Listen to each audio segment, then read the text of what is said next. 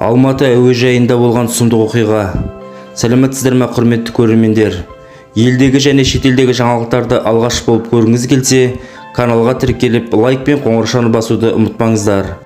Алматыда такси жүргізушісі шетел азаматын әуежайдан қала ортасына дейін 400 еуроға, яғни 200 мың теңгеге жеткізген. Жедел іздестіру шарасының арқасында 27 жастағы Алматы облысының тұрғыны ұсталды.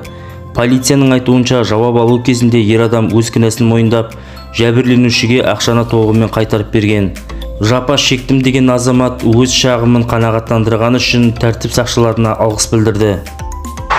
Аталған азаматқа қатысты Қазақстан Республикасының әкімшілік құқық бұзушылық туралы кодексінің 449 бабының 2 бөлігі, яғни қоғамдық орындарда тиісу бойынша әкімшілік хаттама толтырды. Алматы қаласы мамандандырылған әкімшілік сотының шешімімен құқық бұзушыға 21.150 теңге көлемінде айыппұл салынды.